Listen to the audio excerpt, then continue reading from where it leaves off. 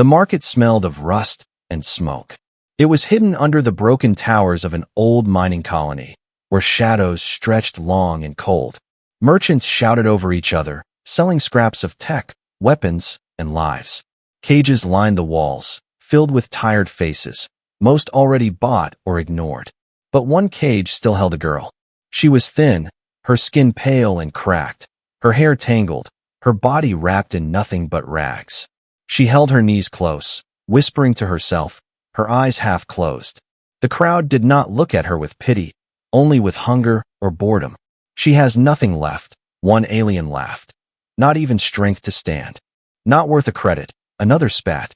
The auctioneer, a fat creature with 3 eyes, struck the cage with his staff. On sale, he barked, one last piece of stock, cheap, starving, desperate. The girl lifted her head, her lips trembling. All she whispered was, "I will sell myself, just for food." The words cut through the noise. Some laughed, some shook their heads, but no one raised a bid. She pressed her hands against the bars, eyes empty, voice broken. "I have only rags. I will give anything, just a piece of bread." Silence fell for a moment, but then the crowd looked away. Even in a place where cruelty was normal, there was nothing entertaining in watching someone already broken. The auctioneer growled, frustrated. "Someone, anyone, take her," he demanded. "I will throw her in the trash otherwise." From the far corner of the market, a figure moved. A man, tall and quiet, covered in a worn cloak, his face hidden beneath a hood. He had been standing still all this time, watching, waiting. The girl did not see him. She had already lowered her head, her hope gone. But the man's voice broke the silence, low and steady. "I will take her," he said. The crowd turned, curious, some whispering. "Human," they muttered, some with disgust, some with fear. The auctioneer squinted, then laughed. "You," he sneered. "What do you want with this piece of nothing?" The man reached into his pack, pulled out not coins, not credits, but a small loaf of bread and a sealed flask of water. He set them down on the dirty floor in front of the auctioneer. "This is my offer," he said. The crowd burst into laughter. "Bread," someone mocked. "He pays with scraps." The auctioneer slammed his staff again, ready to refuse, but then stopped. His 3 eyes studied the man, then the girl, then the bread. No one else wanted her. No one else would pay. Finally, the auctioneer hissed, "Fine, human, take her, before she rots in my cage." The gate creaked open. The girl blinked in confusion. She stumbled forward, too weak to understand what was happening. The man crouched down and held out the bread. "Eat," he said simply. Her fingers shook as she reached, her lips pressing against the hard crust as if it was gold. Tears ran down her face as she chewed, every bite filling her with life. The man did not touch her, did not speak more than that one word. He only waited, calm and patient, while the crowd muttered and drifted away. The auctioneer spat and turned to his next deal, forgetting her already. But the girl knew this moment would never leave her.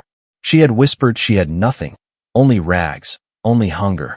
And now, a human had given her bread, water, and something she thought lost forever, hope. As the last light of the market dimmed, she dared to look at him. Her voice was still weak, but she asked, "Why?" The man's had shifted, though his eyes stayed hidden. "Because you are not nothing," he said. And with that, he helped her to her feet, leading her out of the market, while the shadows closed behind them. The night air outside the market was colder than the cage. The girl walked slowly, her body trembling with every step, her bare feet scraping against the cracked stone road. The human did not hurry. He matched her pace, silent and steady. His cloak brushed the ground, his hood still hiding his face, but his presence felt strong, unshakable. She kept stealing glances at him, unsure if she should fear him or thank him. Finally, when her hunger eased a little, she found her voice. "You gave me food," she whispered. "But what do you want from me?" The man stopped, turned his head slightly. "I want nothing," he said, his tone calm, as if the answer was obvious. Her chest tightened, disbelief flooding her. No one ever wanted nothing. No one ever gave without taking more in return. She had lived long enough to know that kindness was only a mask. "Then why take me?" she asked again, her voice trembling. "Because you asked for help," he said, and no one else answered. His words felt strange, like a language she had forgotten. The girl lowered her gaze, gripping the rags around her thin body. Her mind told her not to trust, but her heart, weak and starved, wanted to believe. They walked farther from the market, leaving behind the noise of merchants and the stink of smoke. Ahead, the wide hangar loomed, filled with ships that rested like sleeping beasts. The human led her toward one of them, a small vessel with old metal plates patched and scarred. It was not beautiful, but it stood firm, alive. He tapped a code on the side panel, and the door hissed open. Warm air escaped, carrying the faint smell of oil and metal. The girl froze at the ramp, fear rising again. Every ship she had seen before belonged to slavers, smugglers, or mercenaries. She had entered ships in chains, never free. Her feet refused to move, her body shaking. The human noticed, but he did not pull her. Instead, he stepped inside first, leaving the doorway open. "You can stay here," he said, "or come with me, the choice is yours." The words stunned her. Choice. She had never been given choice, never been asked what she wanted. Her hands clutched the bread tighter, the crumbs sticking to her skin. Slowly, trembling, she stepped forward, into the light of the ship.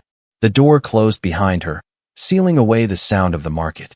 Inside, the ship was small but safe, a narrow corridor, 2 chairs in the cockpit, storage crates stacked neatly.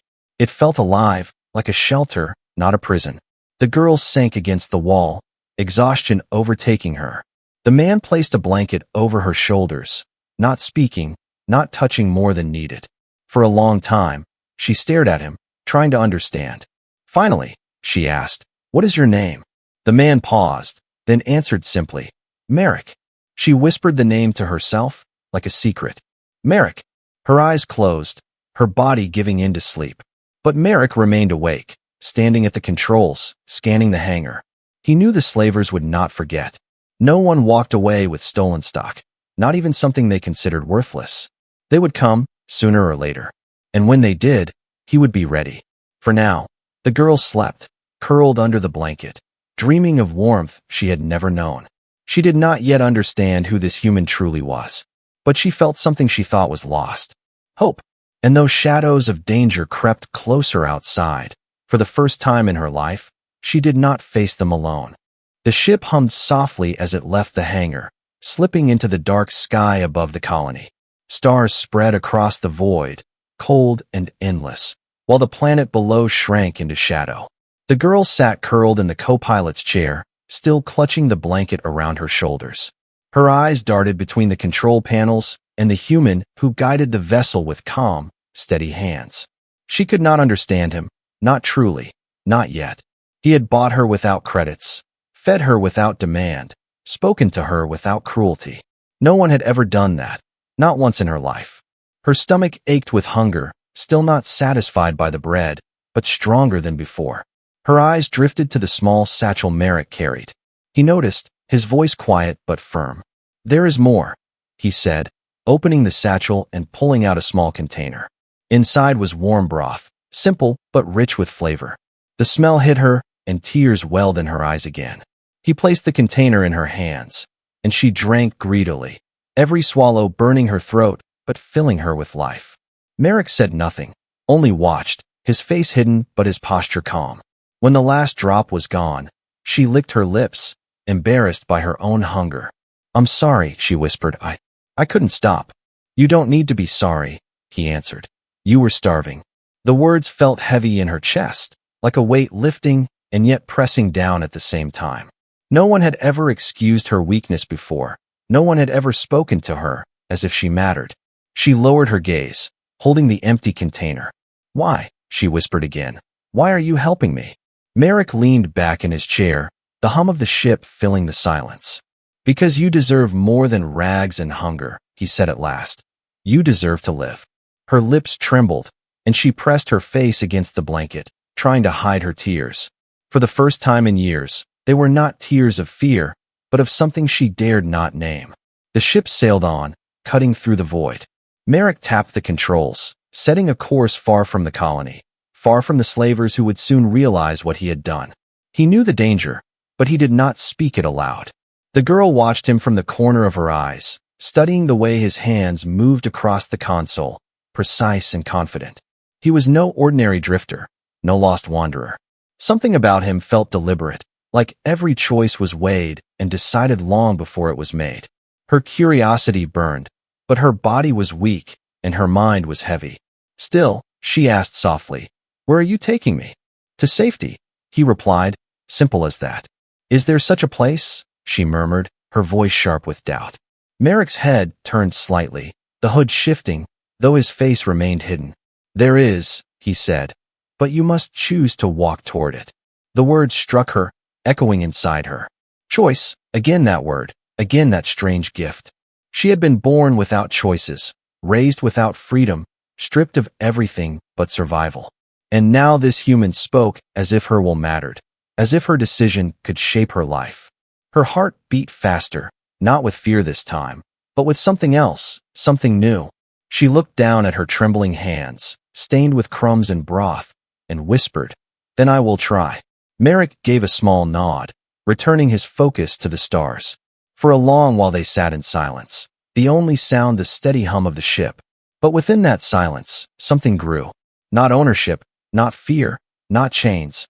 Trust, fragile and uncertain, but real. The girl leaned back in her chair, eyes heavy, and drifted into sleep. Merrick adjusted the ship's course once more, eyes narrowing as a faint signal blinked across the screen. A slaver's beacon, searching, sweeping the void. He shut it down before the girl could see, before her fragile hope could break again. But he knew this was only the beginning. The slavers would come, and they would not stop. And when they did, he would have to prove, not only to himself but to her, that his choice meant something more than a single meal in silence. The ship drifted through the silent lanes of space, its engines steady, its lights faint against the endless black. The girl woke slowly, her body heavy but warmer than before, the blanket still wrapped around her thin shoulders. For a moment she did not remember where she was, and fear clawed at her chest. But then she saw him, the human, Merrick, sitting at the controls, steady as stone, and the fear softened. He had not touched her while she slept, had not chained her, had not shouted at her. He had simply let her rest. Her eyes wandered across the cockpit, noting the scratched panels, the old wires, the patched seams in the walls. This was no rich vessel, no slaver's treasure ship. It was worn, humble, but alive, like its master. She pulled the blanket tighter and asked, her voice still weak, "Where are we now?" Merrick tapped a screen, showing a map of distant stars. "Farther than they will chase, for now," he said, his tone calm. His words should have eased her, but she caught the edge in his voice, the quiet warning hidden inside. They were not safe yet. Her stomach growled, betraying her, and she lowered her head in shame. Merrick noticed, reached into the storage, and placed another small container in her hands. She ate slowly this time, fighting the urge to devour it, ashamed of how desperate she had been before. He said nothing, only let her take her time. When the food was gone, she wiped her mouth with the edge of the blanket and whispered, "I should work. I should earn this." "You don't owe me anything," Merrick replied without looking at her. Her heart twisted at his words, unfamiliar and sharp. Everywhere she had been, her worth was measured by what she could give, her body, her strength, her suffering. And now this human told her she owed nothing. She did not know if she should trust him or fear him more for that. Merrick stood, moving to the rear of the ship, and she followed, curious. The corridor led to a storage room filled with crates, tools, and parts. The air smelled of oil and iron. He handed her a small cloth and a panel cover. "Wipe this clean," he said. "Keep your hands busy, it will help you." She stared at the cloth, uncertain, then slowly obeyed. The task was simple, but the weight of it was strange. No one had ever given her work that was not punishment. Merrick moved around the room, checking wires, tightening bolts, replacing parts with steady hands. He worked with quiet focus, and she found herself watching him, learning each motion. After a while, he spoke again, his voice even. "Every ship has a soul," he said. "You treat it well, it will carry you farther than you can dream." The girl tilted her head, trying to understand. "A soul?" she asked softly. Merrick gave the faintest nod. "Like you." The word struck her like a blade and a bomb together. She stopped wiping, staring at him, but his hood hid his eyes, his hands never pausing in their work. Her chest ached, as if something broken inside her shifted. She whispered, barely audible, "I don't have a soul." "Yes, you do," Merrick said firmly. "They tried to take it, but it is still there." The silence that followed was heavy, filled with things she could not say. She turned back to her work, her eyes burning, her hands shaking as she wiped the metal clean. Hours passed, though she did not count them. By the time Merrick finished his repairs, she was tired again, but lighter, as if the simple task had stolen some of the weight from her chest. He looked at her then, truly looked, and for the first time, she saw his eyes under the hood. They were sharp, steady, but not cruel. "Rest," he said. "Tomorrow you will learn more." "Learn?" she asked, startled. "Yes," he answered. "Navigation, repair, maybe cooking if you want. Every skill you take will keep you free." Free. The word rang in her ears, louder than the engines. No one had ever spoken to her, as if she had a future, as if she could learn, grow, live. Her lips trembled, but she nodded, clutching the blanket like it was armor. She lay down on the narrow bunk he showed her, the hum of the engines singing her to sleep. And for the first time since she could remember, she dreamed not of cages or hunger, but of stars, endless and bright, waiting for her. Yet outside the ship, far in the void, signals blinked in the dark, hunters stirring, bounties whispered, chains reaching through space. The girl did not know it yet, but her journey had only begun, and so had the dangers that came with it. The ship cut across empty space, but silence never meant safety. The girl had begun to grow stronger, her cheeks less hollow, her eyes less empty, her steps no longer stumbling. Merrick taught her each day, simple lessons at first, showing her how to read the star maps, how to clean the filters, how to patch a wire. Her hands were clumsy, but she learned quickly, hungry not just for food but for knowledge.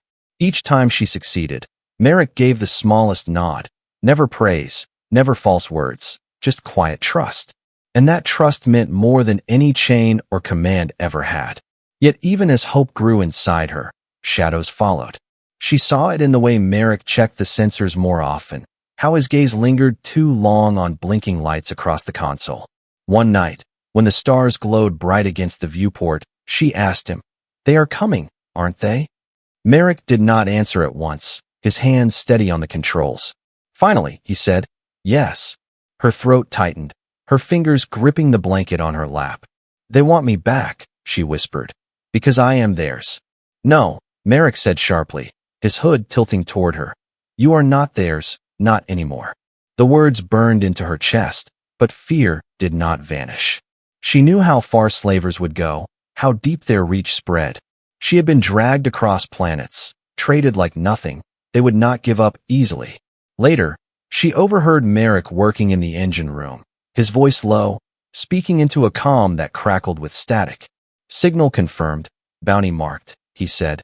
"They've set a price, high enough to bring hunters from half the sector." Her breath caught, and she pressed against the wall, listening. Merrick's voice hardened. "Then let them come. They'll find nothing but ash."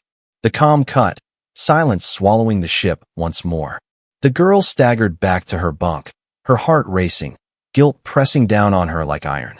Because of her, he was marked. Because of her, death would follow. When he found her awake later, staring into the void, he sat beside her without a word. At last she spoke, voice shaking. "You should let me go. They don't want you, they want me." Merrick turned his head, and though his face was still hidden, his voice carried iron. "I don't leave people behind." Her chest ached, confusion and pain swirling together. "No one has ever said that to me," she whispered, tears sliding down her cheeks. "Then learn to believe it," he replied, his tone steady. The days that followed grew darker, alarms flashing red across the screens. They passed through abandoned outposts, where wanted posters already carried her blurred image, fugitive property, reward alive or dead. Every shadow in the docking bays seemed to move. Every whisper felt like a hunter's step. Still, Merrick pressed on, guiding the ship through asteroid belts and dust storms, his hands never shaking. The girl tried to help more, learning faster, her fear giving her strength. She patched fuel lines, carried tools, even cooked small meals when Merrick rested. But every kindness cut deeper. because she knew she was the danger. One night, unable to hold it in, she broke down. "I'm not worth this," she cried, gripping the edge of the table. "I'm nothing. I was sold for scraps. Why fight for me?" Merrick stood across from her, silent for a long time. Then he reached out, pulling the slave tag from her neck, the one she had worn so long she had forgotten its weight. He crushed it in his fist until the metal cracked and tossed it into the waste chute. "You are not nothing," he said, "and you are not for sale." Her breath caught, her heart pounding. In that moment, she believed him more than she believed herself. But outside, in the dark lanes of space, hunters stirred. Their ships spread like vultures, following the trail of whispers and signals. The bounty on her head glittered across mercenary networks, enough to tempt even the desperate. And though Merrick's words gave her strength, she knew the storm was coming. And when it came, she would no longer hide behind him. For the first time in her life, she wanted to fight. Not for food, not for survival, but for the chance to keep the freedom this human had given her. The first hunter ship appeared on the scanners like a shadow. A thin red mark blinked across Merrick's console, steady and growing. The girl leaned forward, her chest tight. "They found us," she whispered. Merrick's hands moved with calm speed, pressing switches, adjusting course.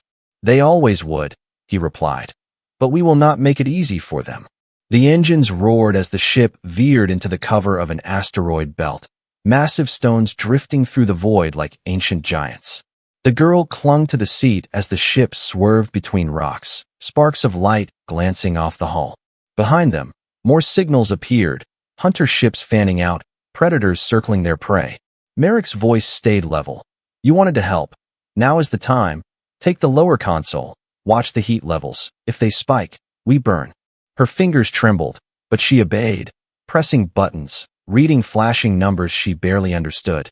The first barrage came, laser fire streaking across the void, lighting up the asteroids with violent bursts. The girl gasped, ducking, though the shots passed wide. Merrick maneuvered hard, sliding between two spinning rocks, the ship scraping close enough that sparks showered the viewport. "Warning, warning!" The system blared, red lights pulsing. The girl shouted, heat rising. "Cut power to secondary thrusters," Merrick ordered, calm but firm. She searched the controls, panic rising, then slammed the right switch. The numbers dropped, the ship steadied, and Merrick gave the smallest nod. "You learned fast," he said. Her chest swelled, fear still sharp but mixed with something else, pride.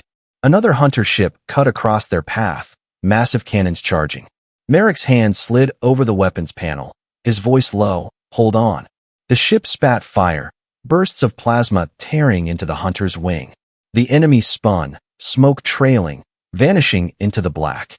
The girl stared, wide-eyed. "You can fight them?" Merrick's answer was cold. "I don't run from chains."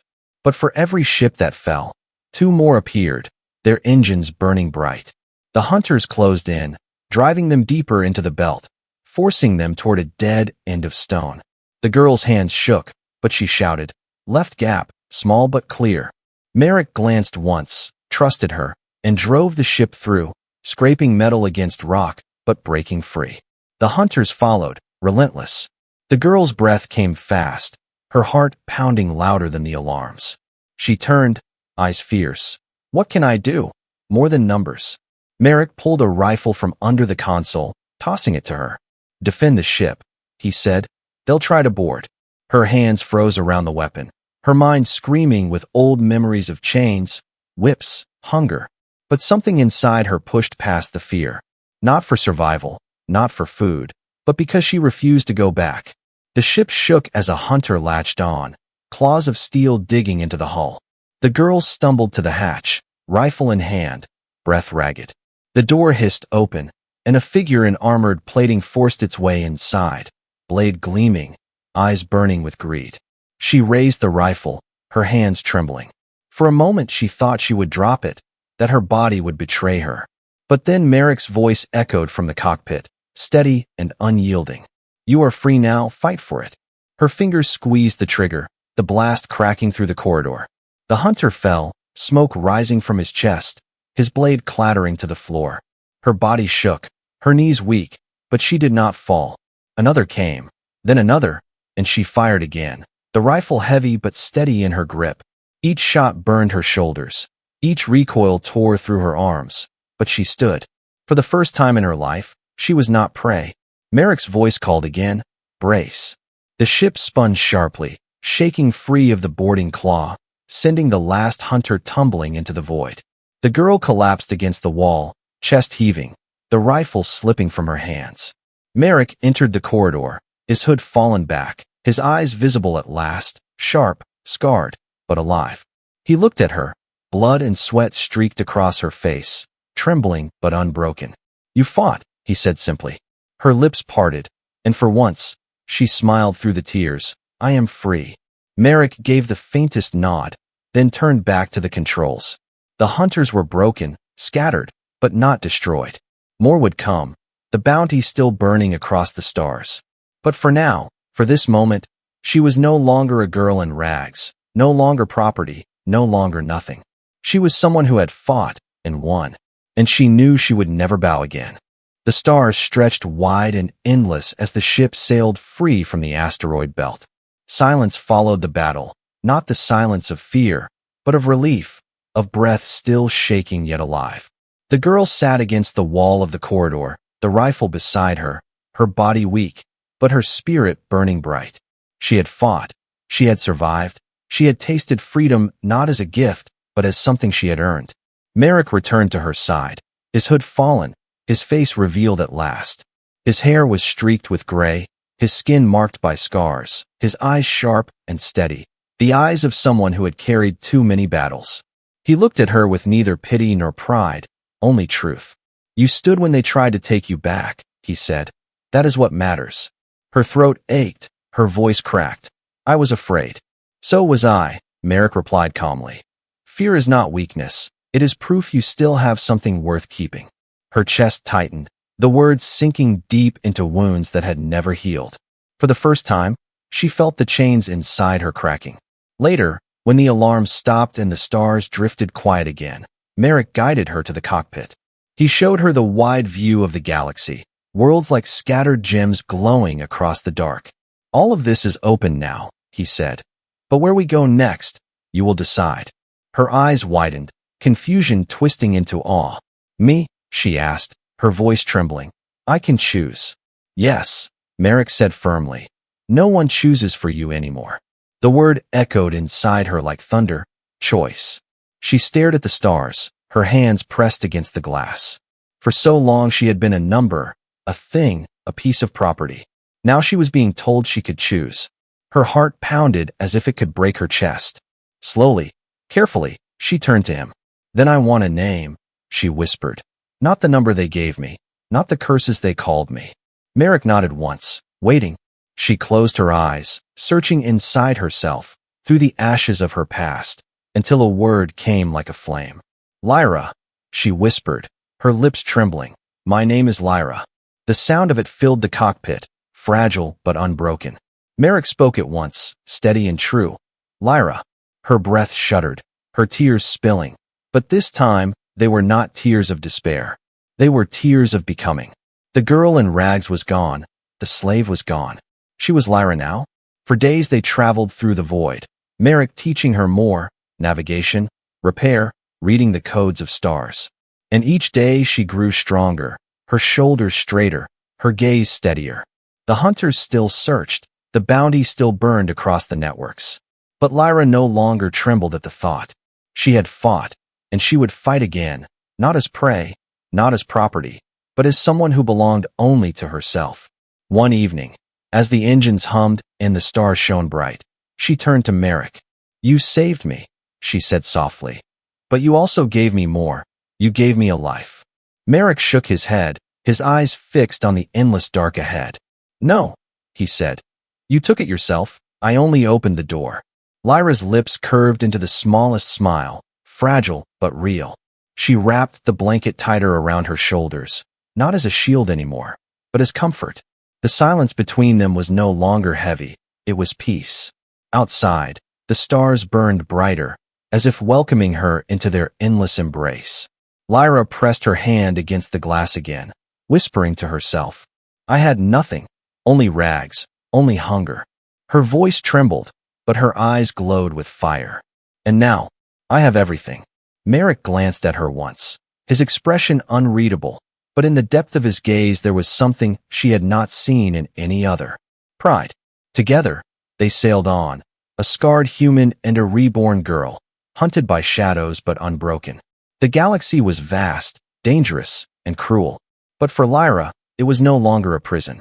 It was home, and no chain would ever bind her again.